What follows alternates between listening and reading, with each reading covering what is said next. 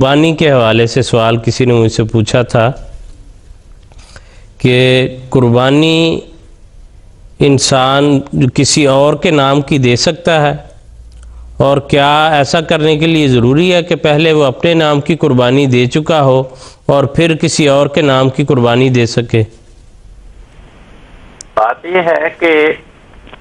اگر تو احادیث میں لکھا ہے، بڑی کثرت کے ساتھ احادیث ہیں، رسول پاک صلی اللہ علیہ وسلم نے فرمایا کہ جس انسان کو قربانی دینے کی توفیق ہے اور توفیق کے باوجود وہ قربانی نہیں کرتا تو ہماری عیدگاہ میں داخل نہ ہو۔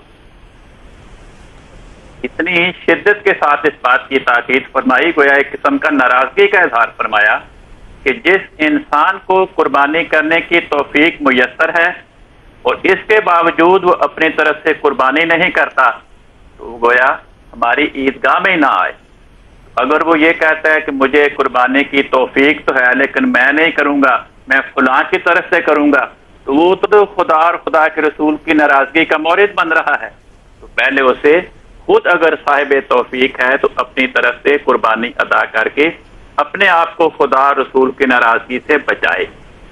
پھر اگر اسے مزید توفیق میسر ہے تو پھر وہ اپنے زندہ یا وفات یافتہ اقربا کی طرف سے بھی قربانی کر سکتا ہے۔ چنانچہ حدیث میں لکھا ہے کہ رسول پاک صلی اللہ علیہ وسلم ہر سال عید کے موقع پر ایک دمبا اپنی اور اپنے اہل خانہ کی طرف سے قربان کیا کرتے تھے اور ایک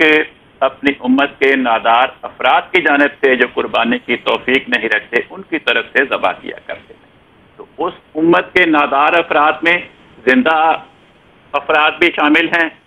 اور جو فوت ہو گئے یا آئندہ پیدا ہو گئے وہ بھی شامل ہیں۔ جی ٹھیک ہے، کل صاحب بہت شکریہ، جزاکم اللہ۔